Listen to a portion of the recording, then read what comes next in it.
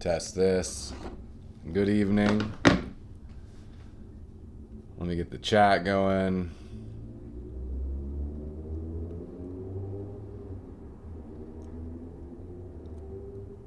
Come on in if you're just joining on this fine Saturday evening.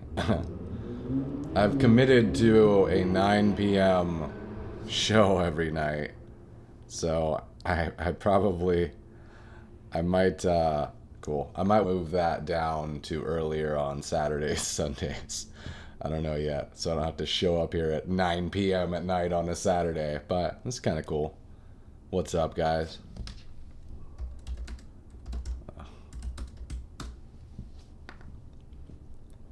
We're just keeping it kind of chill tonight.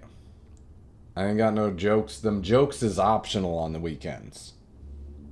I spent most of the day editing a video, which I'll put up here in a sec. It's also on my pages and stuff. And bear with me a sec here. I want to check out something kind of technical.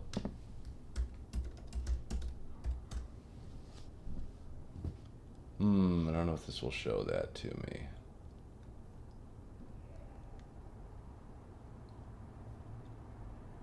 Huh.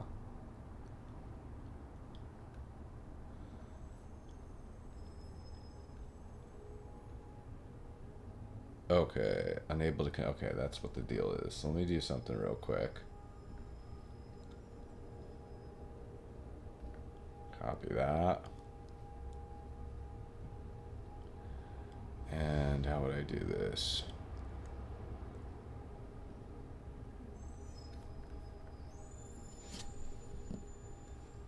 Oh, I guess you guys are seeing all this crap, huh? I should probably get this off so someone doesn't hijack the stream. I gotta go here.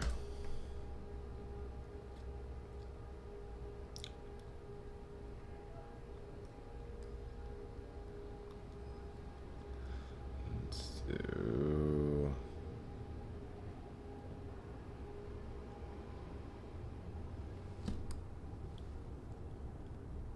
channels, okay. Edit maybe. Let's try that.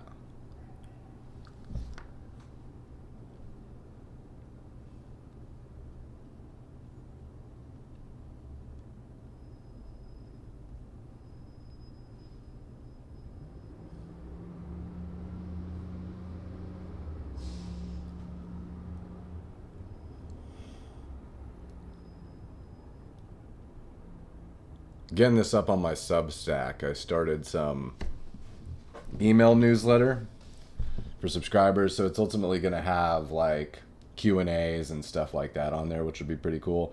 They do a really good job on Substack. I like using it, if nothing else, for the fact that they automatically clip the live streams, and they do a really good job of it. So it's easy to like just pull stuff from there if you're able to stream there. But it's weird, like some websites, when you go to stream, it doesn't automatically connect to the software. You have to like go set it up through their website first. I think that's what's happening here. It's kind of tripping. Let's see if it'll connect one more time, then we'll just start. I mean, biggest thing today that I've seen on the news is Minnesota is still popping off. It looks like it's getting way more violent. Like I've seen clips on X of MAGA protest. I guess there were like a bunch of anti-ICE people there in Minnesota protests today.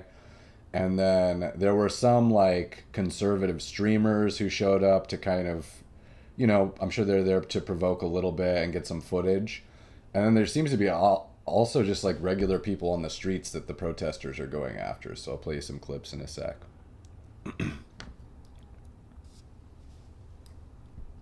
Okay, we'll just scrap that one. Okay, Substack, you win tonight. Cool, so let's check it out.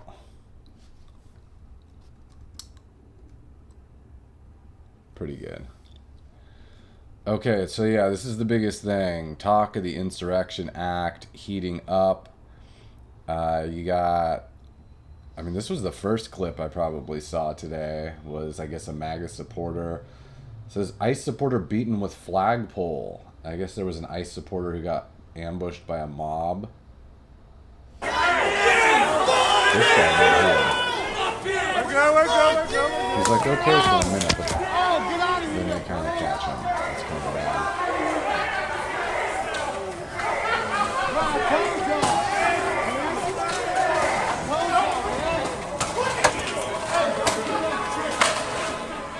This guy needs medical help. He needs mental help. Mental help. The bleeding is natural from Nazi's ears, but he needs mental help.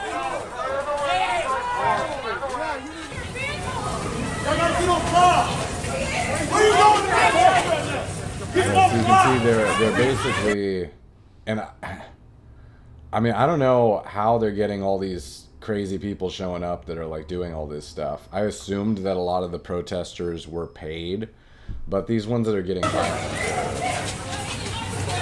I'd be pretty shocked.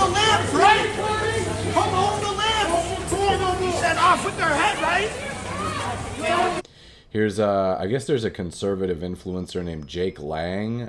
I feel like I haven't really heard of. I don't know who it is, but I guess he's really controversial. Maybe he's anti-Muslim. I haven't seen much of his stuff, but he showed up to one of these protests and removed him physically and allegedly stabbed him. Although he's wearing these protective, he's got a vest with plates in it, and he claims that the plates blocked the knife when somebody tried to stab him.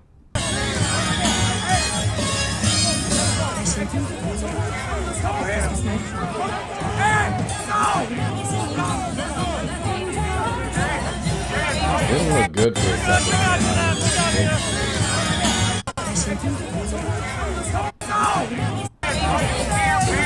So they remove him, they basically drag him away, and then it gets more violent towards the end. I don't know if I picked up here, right over here. So I guess they chased him all the way to his car, and then even when he got into his car, they started reaching in there, trying to beat him up. Hey,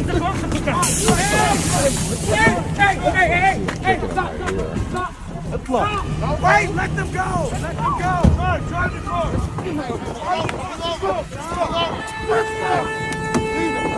Leave it up! No. Y'all just let him leave! It's not working! Hey! Stop! Hey, let him out! Let him out! Fuck that nigga, man! And they're shocked why they get run over by people. You can see at least these ones were smart enough to clear the front of the vehicle and not stand directly in front of it or hang on the hood because he was taken off, you know. But yeah, I mean, generally, and I've said this before, it seems like to me the situation in Minneapolis is you have a, you know, Mayor Frey and Tim Walz who seem to want to encourage things to get worse because I think they would love for nothing more than Trump to invoke the Insurrection Act so that then they get to spend the next, you know, several years calling him a dictator that sent in troops to a city, right? Like that to me is that's really the Democrats' like only play is just to frame Trump as an authoritarian. So anything that they can do that makes him sound like that, that's sticky, they'll actually encourage it. They'll put politics above people's lives and encourage stuff like this. So it's been getting worse and worse, especially on the weekends. There's some people were pointing this out. There was a black dude with a gun observing the protests here, which he's fine to do, frankly, as long as he's out there and he's not, you know, attacking somebody without, you know, his life being in danger. He has a right to, I'm assuming that they have open carry law there, so he would have a right to be there. Kind of the same thing. I made a joke. It was Kyrie Rittenhouse. It's the same thing, and I would say the same thing about him. If he were attacked by a mob and they chased him down into some parking lot and some pedophile was trying to harm him, I wouldn't mind this guy shooting him too, you know, whether that guy attacking him was MAGA or somebody else. You know, you have a right to defend yourself. Provided he's within the law or whatever it is, he has a right to be out there with that gun too. So there's that. This was the biggest thing in the protests, though. I guess at some point they were just roaming around the streets, just like pointing into cafes, finding people on the streets, trying to like harass people that they thought were either ICE agents or ICE supporters. I mean, this is, I mean, so cool as it like that. You hear some people laughing. This has got to be the funniest thing I've ever seen. I know, it's like, you feel like a zoo. I've never.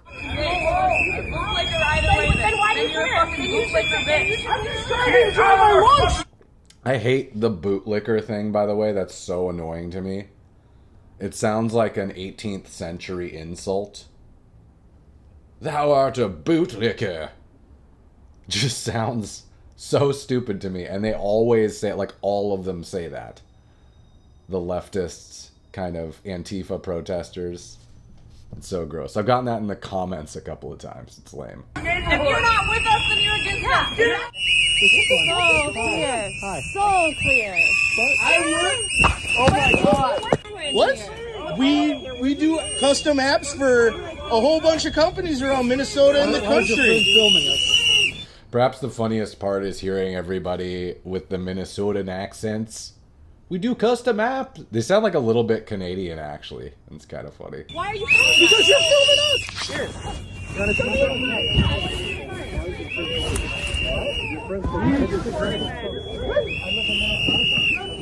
Do I look like an ICE agent? Yeah, you look like a fucking ICE agent. Holy fucking Christ. So, I mean, you can kind of hear from the video, but apparently they're, like, just harassing people who they assume are ICE agents, or, like, trying to find basically white dudes to pin as, like, you know, bootlickers, and they're going to harass them and beat them up on the streets. So there's been renewed calls for Trump to use the Insurrection Act, which would allow him to send in the actual military there to quell the rebellion. I did hear that Tim Walz may be mobilizing the National Guard himself today. We can try to look that up in a second, but I think he might be actually realizing this is a big problem already anyways. But there's news, too, that Trump has put 2 battalions of, I guess, the Minnesota Airborne, the 11th Airborne Division, are on standby, may be sent to Minnesota, according to 2 defense officials. This is from someone named Sarah Fields. So there's a possibility we could see this weekend. I'm assuming that if that's the case, he's going to invoke the Insurrection Act. We might see a midnight drop from Trump about the Insurrection Act. We should probably actually check just the timeline right now and see what's going on.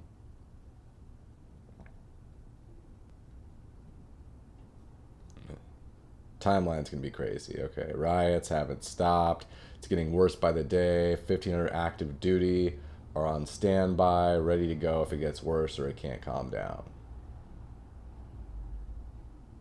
There you go.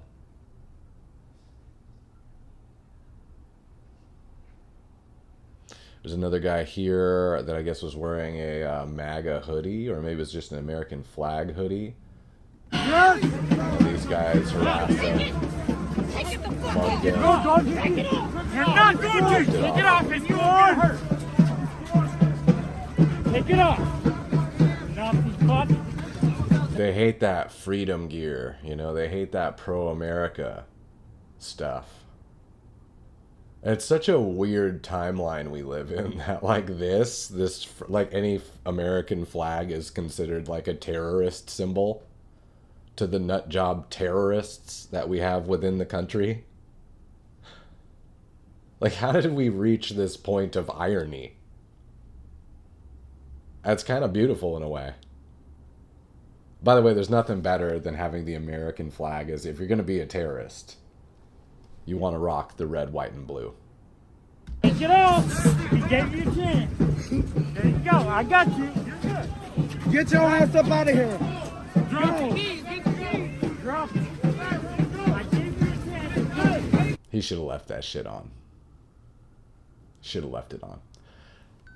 I say from the comfort of my studio apartment while he's facing an angry mob, but just my 2 cents.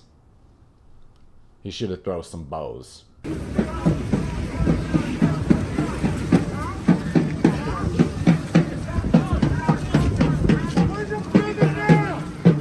happens when you do this? Still harassing him. Didn't help much, did it? Just take the beating. Who cares? All right. What else we got today? So that's like the major thing that's happening right now. We got Greenland is the other big thing in the news. So Trump, probably heard earlier today, he slapped some tariffs on the European countries, which is, you could almost kind of see that coming, you know, but it's still brilliant. It's brilliant because he first of all, the tariffs are nothing. Like, that's just nothing that he created out of, like, into something, you know? Like, he's really good at creating these imaginary assets. I mean, remember before he was reelected, there was no such thing as a tariff you could just slap on another country to get what you want, to put leverage on them, you know? But now he has this thing called tariffs. I mean, tariffs obviously existed previously, right? But the way in which he's using them has never been done before. Certain times that he uses them, you know, you're not really sure if he's going to enforce them or if he's just going to pull them back in like 24 hours to kind of calm the markets and get what he, you know, if it's just sort of a leverage point. So they become this really cool thing where he's obviously in meetings now with the Danish. I don't see any reason for them to want to keep Greenland, to be honest. It just strengthens NATO to have the U.S. on what was once European soil right in there. And they're not really getting anything for it. So yeah, but it's 10% tariffs on the Europeans. Norway, Sweden, France, Germany, the UK, Denmark's in there, Netherlands, and Finland, beginning February 1st, he says. So I didn't say that, see that, right? So that's kind of the brilliant piece of it. It doesn't start yet.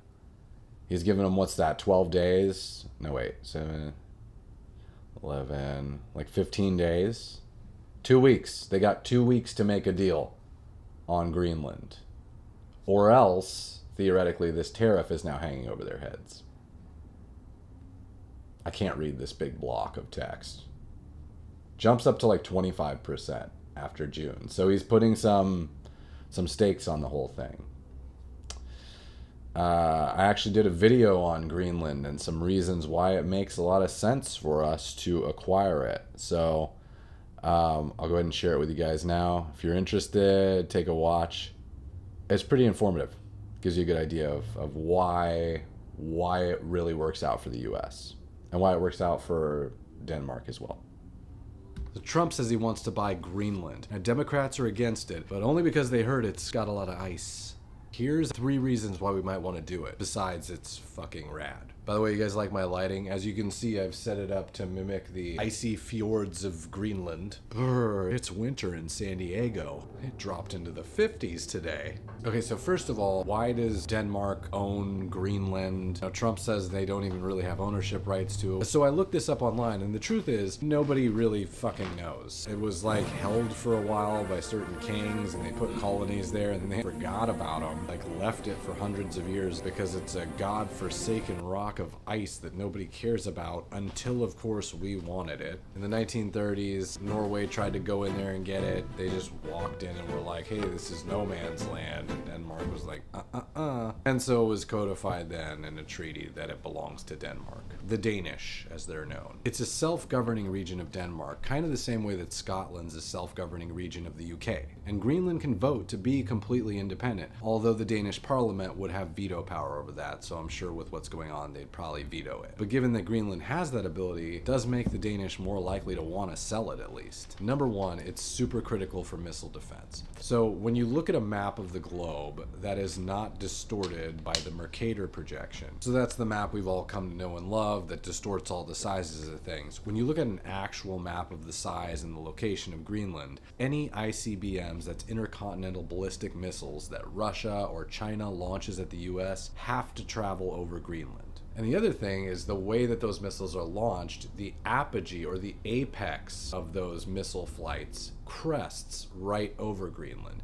And that apogee is actually the best strategic point to shoot down a missile. is instead of shooting your missile horizontally from a long distance, you're shooting it vertically. It's a shorter distance, and you have a little bit more wiggle room to hit the actual projectile. The US does have some limited bases in Greenland right now. In reality, no operational interceptors are based in Greenland. Current sites are in Alaska and California, but it would be nowhere near as powerful as having military control of Greenland and potentially building larger missile defense systems there. Number two, and this is important, it's really cold there. What type of tech will we be building in the future that requires a lot of cooling? AI. You have to build large data centers, those overheat, so you have to spend tons of money and resources on constantly cooling them. Well, with Greenland, the temperatures are so low that they can actually completely, or at least help to cool the data centers on their own. So it'd be really interesting to build your main AI infrastructure out there. Third, rare earth minerals. So when you talk about reducing our dependence on China, they control like 70% of the mining for rare earth minerals. These are like magnets, things that are critical to electric vehicles, computer components, technology. When people are complaining about imperialism, it sort of strikes me that this is Trump's way of solving the national debt crisis. With tariffs, he's already created something out of nothing and reduced the national deficit, although there's a lot more to do. People like Elon Musk are cautioning him to go smaller, to reduce spending. Instead, Trump's doing what Trump does best. He gets himself out of debt by going bigger. What did he do to get himself out of potential financial ruin in the 90s? He started marketing and licensing deals. He expanded his businesses. Creditors were willing to renegotiate his loans because they viewed him as being too big to fail. What are we doing right now? Well, now that we have control over Venezuela, we have control over 55% of the world's oil supply. You get Greenland, now you have a foothold in rare earth minerals. He's building the US brand rather than scaling back, and he's making us look too big to fail. This is classic Trump negotiating style. Make you think past the sale by saying we're going to take it one way or another, create a little bit of chaos, and then scale back to meet in the middle somewhere and get your deal where you buy Greenland. And plus, as I said before, it'd be fucking cool. You could call it America's Klondike Bar. All right. The more you know. Definitely did a little bit of research with Grok on that one. And a lot of stuff I'd seen online too, though. You can learn a lot from Twitter. If you guys want more info on stuff like that, I have a Substack now you can subscribe to. I think it's just missedinformationnews.substack.com. Sure, you can search it too. But with that, if you subscribe, you can subscribe for free. You'll get like an email version of the day's news every morning, which is essentially just my show notes that will give you a rundown of what I'm seeing, kind of bullet point stuff to keep on top of. And then like when I release videos, like for the Greenland one, you get an email version of that too. So if you prefer to read about it, have a little additional context, some more facts and figures and charts and stuff like that, you can get the emails for free and everything. So sign up for that, definitely. And okay, what else we got tonight? This was funny, just one more on the related topic of Greenland. I guess there was a petition in Alberta, Canada, to secede from Canada and become the US's 51st state, 52nd if Greenland joins. By the way, why wouldn't you want to be a part of the US with how it's going right now? Just make it like 60 states. Why not? Why? I bet everybody wants to get in. There was certainly a problem with immigration, right? We got a bunch of immigrants trying to get up in here, but all of a sudden when we try to grab Greenland or Alberta, oh, you can't do that. Nobody wants to be a part of the US. Yeah, they do. We're bouncing them right now. We're the hottest club in town. So yeah, I guess they formed like a huge line, and we're trying to sign this petition. I don't know how serious this is, though. It might have been just a smaller little event or something. So we got that. Then this is just a fun news story. I guess there was a headline today. The Bank of England has been advised to prepare for a major financial crisis that could be triggered by an official announcement confirming the existence of aliens. What do you guys think about that? You think we're going to see a revelation about aliens?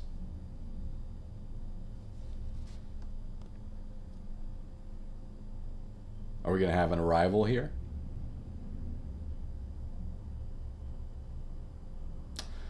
My take on aliens has always been, it's kind of like ghosts, right? It's not that I completely don't believe that they could possibly exist. It's just, you know, you would think that as our technology gets better, and particularly when all of a sudden everyone has a high definition camera at their fingertips that's in their pocket 24/7, they just whip it out and film anything. You would assume that all of those grainy videos and VHS tapes we used to see of aliens would suddenly become 4K videos of what are very clear, high definition UFOs zooming through the night sky. And instead we get nothing, literally nothing. Same thing with ghosts. I remember when I was a kid, they used to have those like paranormal activity shows, and you'd see like, they'd always have some camera set up in some house that's supposed to be haunted, and they'd have some like grainy footage of maybe like a moving figure in the dark, but it could have been a moth maybe also, you were never sure. And so if ghosts were real, you would assume that just everyone would be like, oh yeah, saw another ghost, and there's just a 4K version of the ghost, and you're like, oh yeah, that's definitely a ghost. But how many 4K videos shot on an iPhone have we seen of ghosts over the last 5 years, 10 years? Zero. Not like a couple, zero. So I'm going to say close to 0% odds on the alien thing. The biggest case I've heard for aliens not even existing right now, because you would think, you know, you look at the universe and you're like, I mean, it's so massive, it's so huge. That's what she said. You gotta assume that like we're just a small part, and there's gotta be other, like, because there's like billions of galaxies, and within each galaxy there's billions of stars. Just the size and scope of the universe is massive. How could there not be other life that's civilized out there and perhaps more advanced than us? Here's the problem. Despite the universe's physical expansiveness, time is also equally as expansive, right?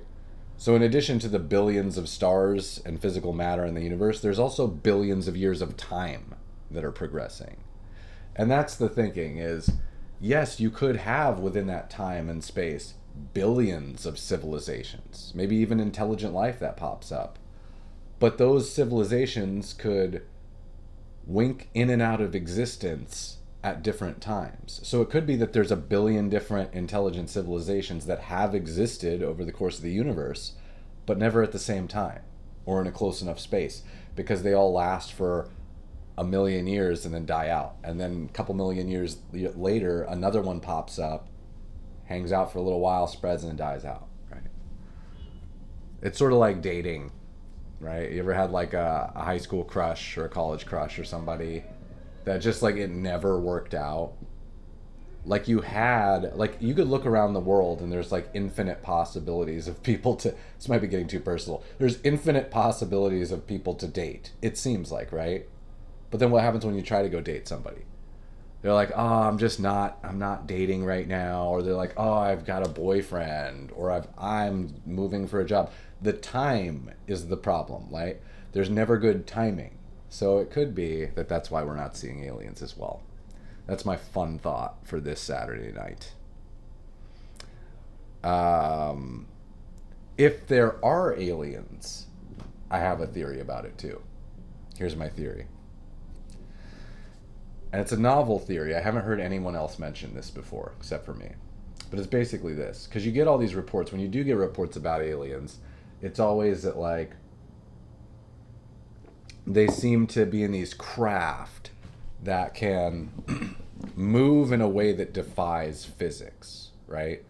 Like, they will transit from air into the ocean and keep moving at the same speed, almost like they don't recognize the physical change in from air to fluid, right? Or they'll like navigate around objects, whatever, right? So when I was a kid, I used to play video games, and there was like it'd be like role-playing games where you're like a warrior running around with a sword, killing monsters, whatever. You can explore the world. Each of those games had its own physics, right? So if you jumped, it had the physics of that game world. You could only jump so high. If you ran into a wall, you ran into the wall. But there was this mode you could enter in one of the games where it was like, it was almost like a god mode. where you weren't like playing, but you could just zoom around and look at the game, right? So you could enter this mode. I think it was after you got a certain experience level or something, and then all of a sudden you could just literally fly. You could fly through walls. You could like go through the ground, up over as high as you wanted. Like all of a sudden, when you were in that God mode viewing the game, the laws of physics did not apply to you. So, here's my theory. If we are in a simulation, which a lot of people believe we are now, it is possible that we're in a simulation that people are watching, that there are observers to the simulation.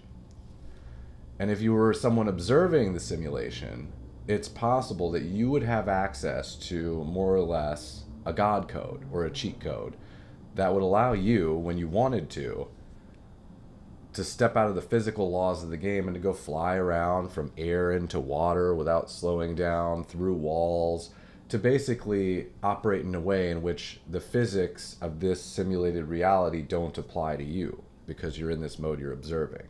So that's my novel theory, is that we're in a simulation and the UFOs that you see are the creators or the audience of the simulation, or maybe the game players taking a break and just zooming around checking stuff out. That's what I think. Again, a recreational theory. I don't know how much weight I would put to it, but it's fun to think about, right? Okay. I think that's about it for tonight. I don't know if I want to get into this depressing. I'll give you one more depressing, fun theory before we go, but this is a depressing one. So Elon Musk brings this up tonight on Twitter. He says, even without replacement, birth rates are super low almost everywhere on Earth. Unless that changes, entire cultures and countries will disappear. So why? Why are birth rates low everywhere? Does anyone have any ideas? I've heard like various theories. Like maybe it's, it's some people think it's like poisoning. A lot of people are like, oh, it's, certain demographics stopped having kids and others didn't. Other people are like, oh, it's monetary, like it's too expensive to have kids. But why would that happen across the entire world at the same time in all different countries? Just birth rates suddenly plummet. I will give you a depressing theory, as I said before, which is, if we were in a simulation, all right, and we were moving towards something, like there was a purpose to the simulation, you were to arrive at a conclusion at a certain point, right? Well, if we were nearing the end of that simulation, there wouldn't really be a reason to populate more people into it, right? So to save computing resources, you would expect the simulation to draw down the number of new people as it starts winding down. So that's my depressing suggestion for the night, is it may be that the simulation is just winding down, and that despite our best efforts, we can't have more children. We can't have a higher birth rate because they're just not needed for the simulation. The other fun, interesting theory I have is that humans, let's say we're not a simulation, right? Let's say we are just, I guess it doesn't matter whether we're simulation or not in this example, but let's say that humans have an inherent purpose, right? What is the purpose of humans? What does it appear to be? When I look around at humans and how they behave, it's pretty clear to me that the one thing we always do is innovate. The one thing we always do is create new technologies. One would assume that that will end or lead towards the evolution of a higher intelligence and AI. At least that's what everyone's thinking now that we're seeing these AIs coming to existence, right?